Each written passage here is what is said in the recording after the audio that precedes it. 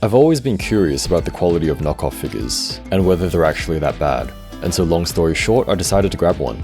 Let's see how she compares to genuine Figma figures, whether she's worthy of being called a figure herself, or if she's just cheap plastic.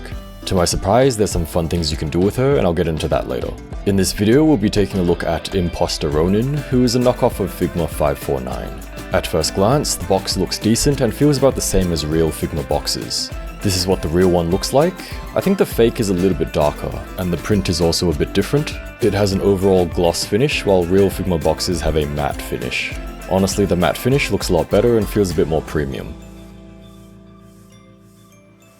She's in a plastic tray which has tape all around it, I guess to stop the parts from falling out. There's no art card, but this is what it's meant to look like in case you're interested. And this is what the imposter looks like. Honestly, it makes me a little bit sad. She kind of looks how she should, but the paint application is pretty bad. It's uneven and bumpy, and it's like if I painted the figure with a paintbrush and expired paint. She reminds me of action figures I'd get from random street markets as a kid, which is pretty much where I got her, so makes sense I guess. The lack of quality gives her a kind of villainous character aesthetic. Not to say that villain characters look bad, but she just gives that vibe. Like an evil deformed clone or something. In hand, she feels kind of dirty. Makes me want to not touch my other figures and wash my hands afterwards, to be honest. A quick wipe with a damp cloth seemed to make it a little bit better, or maybe it's just a placebo. It's probably because of the bumpy, uneven paint, which makes it feel dirty. Anyway, it's not that bad. It's pretty bad. They completely missed the eye white here, which is pretty funny. Especially with her expression. I ain't even disappointed. Not as disappointed as she looks anyway. Aside from the terrible paint application, there's seam lines and pointy plastic nubs everywhere. Stuff you definitely wouldn't find on most regular Figma. Here's what she comes with.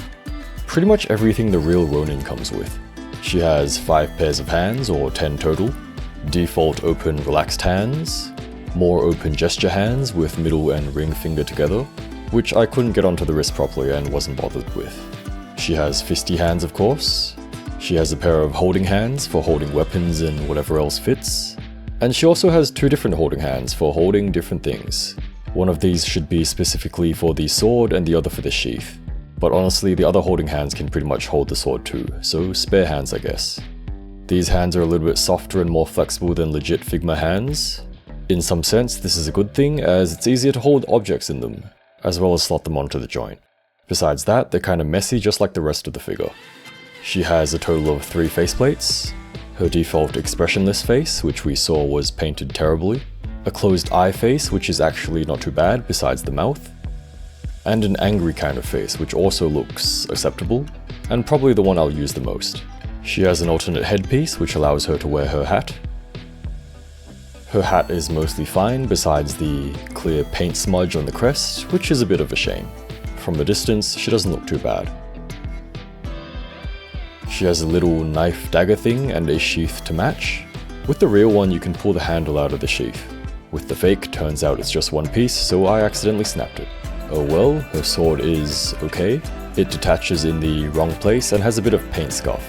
It is also not even straight, which is kind of funny. It feels super flimsy too. Luckily, you can sheath it like the real thing. Kind of. Still, from afar, it doesn't look too bad. Here's a quick comparison of the fake weapons to some legit ones. She of course has an alternate body too. This was super tight and hard to get off, but still. I didn't break anything, so the build quality is actually pretty solid. You pull off her upper torso and replace the lower legs. It's nice they included the plastic spacer bits, just like real Figma. They were pretty hard to pull out, so I guess they are doing their job. Overall, the joints of the figure are actually not that bad and actually feel quite sturdy. They are probably the most legit part of the figure and would be useful if you ever needed any replacements. Unfortunately, they're all black, and so if you need other colors, you're out of luck. For articulation, her head spins all the way around and moves in all sorts of ways. Actually, half the time I don't know if her neck is attached properly, but whatever. Her arms move well.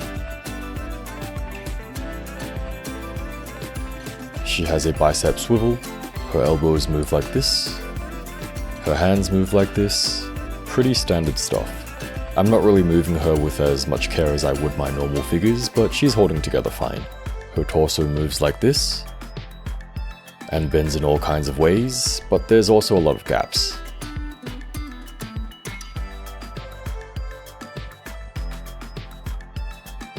Leg movement is very similar to Lance and Samurai.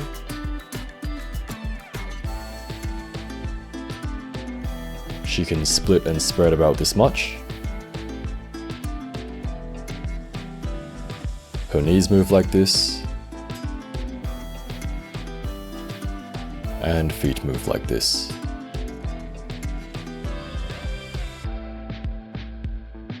While messing around, I realized her skirt part can actually be used kind of like a cape or a robe thing, and honestly I don't think it looks half bad. I guess the real Ronin can do this too. Pretty good for kit bashing or just mixing things up. For comparison, the imposter's neck joints feel a bit big but can fit on Lance's body quite well.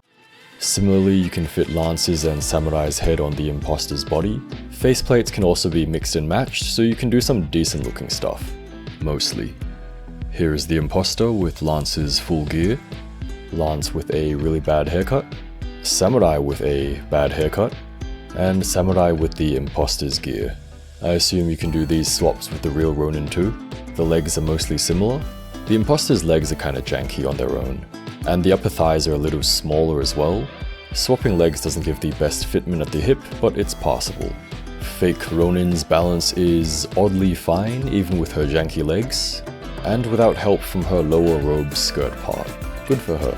For height, she's about 15 centimeters or 5 3/4 inches, so this will be about 180 centimeters or 5'11", assuming a 1/12 scale. Without heels, she'll be about 174 or 5'9". Here she is next to Samurai, Lance, Mechanic Fiona, Shiroko Sunaokami, Nikkei stands, and Gacha Mem. Overall, I don't hate her, she is not a terrible figure. Displayed on a shelf or a bit further away, most people probably wouldn't be able to tell the difference. She's been standing happily with the rest of my figures and doesn't look too out of place. The real giveaway is when you look at her up close and when you play around with her a bit. So depending on the figure, if you don't want to fork out an arm and a leg for scalper prices or if it's straight up not available, or on the flip side it's not a must-have, you just want some form of it and aren't too fussed with equality, then perhaps bootlegs can be considered. For this one, I'd probably fall into the second category. Would I buy another one? Probably not, but it was interesting. Another thing is that handling this figure has made me appreciate the real thing that much more. Legit figures are actually so nice in comparison, both the way they look and feel. Anyway, here's more figure stuff. Thanks for watching, take care, have a good one, and I'll see you again next time.